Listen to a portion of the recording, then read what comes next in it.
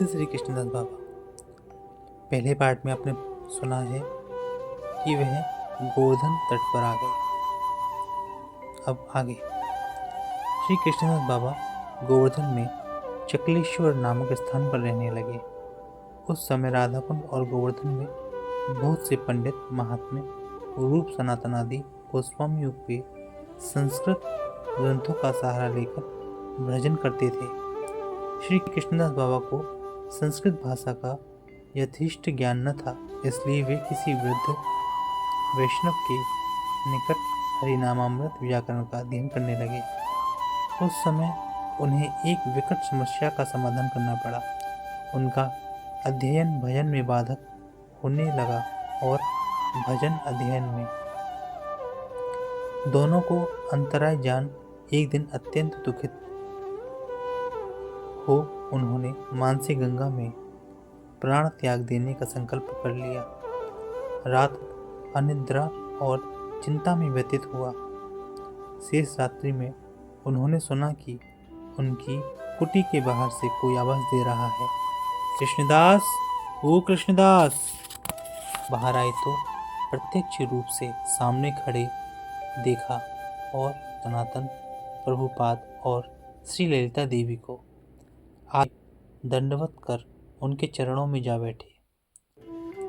सनातन गोस्वामी ने स्नेह से उनके मस्तक पर हाथ फेरते हुए कहा, कृष्णदास, कुशलता पूर्वक तो हो, मधुकरी भरपेट मिल जाता है ना? हाँ प्रभु, कृष्णदास ने हाथ जोड़कर उत्तर दिया।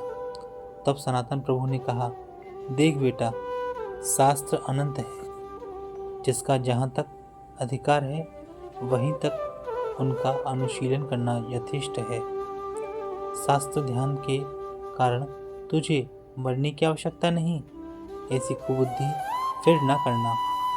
तेरे द्वारा हमारा बहुत सा कार्य करना बाकी है। आज से मेरे आशीर्वाद से सभी शास्त्रों की तुझे स्वतः स्फूर्ति होगी। ललिता देवी ने आशीर्वाद दिया, तू जब भी हमारा स्मरण करेगा तभी तेरे हृदय में हमारी स्फूर्ति होगी। तेरे द्वारा ब्रजवासी वैष्णवों के लिए भजन मुद्रा का प्रकाश होगा। इतना कह दोनों कृष्णदास बाबा के मस्तक पर चरण रख अंतर्ध्यान हो गए। इस घटना के पश्चात श्री कृष्णदास बाबा समुद्रवत गंभीर हो गए। उन्होंने छात्रों को हरिनामामृत व्याकरण पढ़ाना और साधकों को भजन संबंधी उपदेश देना प्रारंभ कर दिया।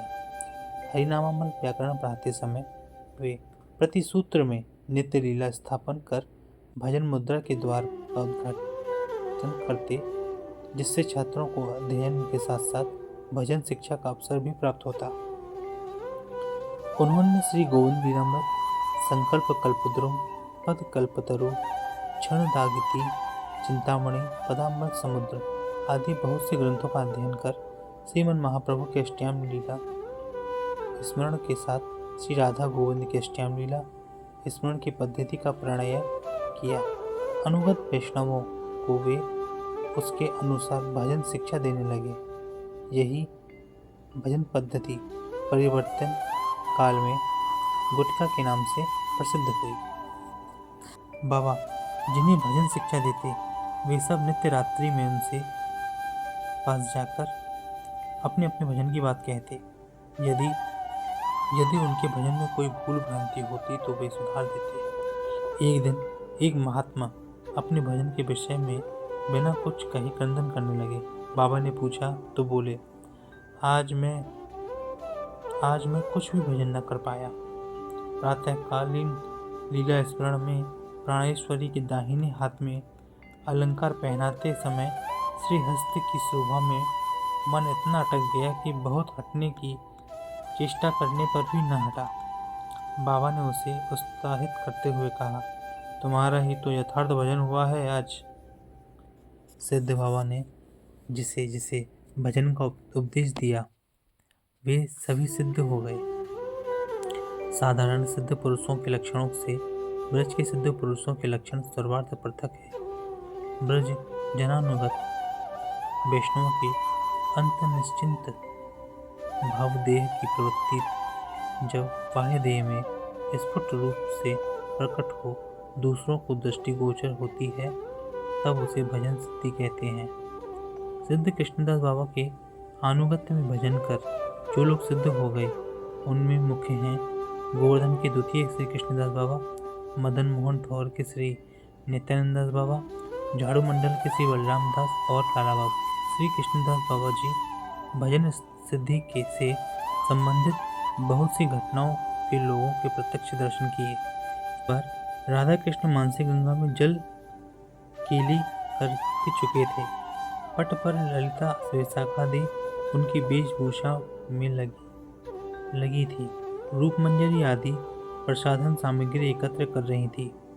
सिद्ध बाबा मंजरी रूप में इत्र की शीशी लिए अपेक्षा कर रहे थे। दोनों का हास परिहास सुन उनके देह में स्तंभ हुआ और इत्र की शीशी हाथ से गिर गई। उनका सौरभ चारों ओर वातावरण में व्याप्त हो गया।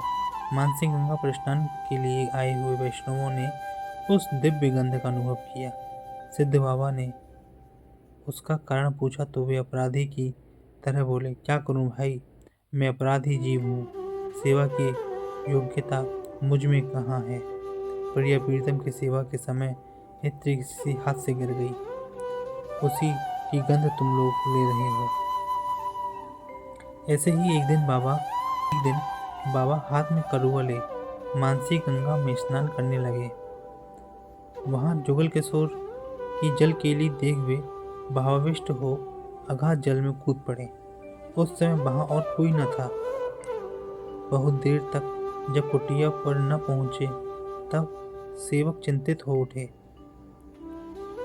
चारों ओर खोजने पर भी उनका कहीं पता नहीं चला। समस्त ब्रजमंडल में हाहाकार मच गया। लोग तरह तरह की अटकलें लगाने लगे। 7 दिन बाद बाबा करुआ हाथ में लिए मानसी गंगा से बाहर निकले। लोगों ने विस्मय से पूछा, बाबा 7 दिन कहाँ थे आप? वे भी विस्मित हो बोले, यहीं तो मैं स्नान करके निकल रहा हूँ। इतनी सी देर में 7 दिन कैसे बीत गए?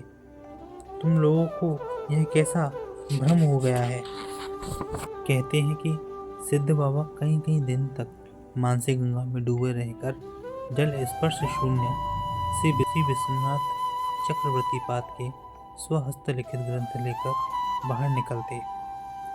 यह भी प्रसिद्ध है कि श्री विश्वनाथ चक्रवर्तीपाद जब आवरण शून्य स्थान पर बैठकर ग्रंथ लिखते तो चारों ओर घनघोर वृष्टि होने पर भी उनके ग्रंथ या शरीर को जल की एक बूंद भी स्पर्श न कर पाती। सिद्ध बाबा भजन के अनुकूल प्राय सभी ग्रंथों संग्रह कर योगी व्यक्तियों की सहायता से उनका आस्वादन करते। निश्चल होकर जब वे ग्रंथ श्रवण करते तब उन्हें असाधारण प्रेमावेश होता।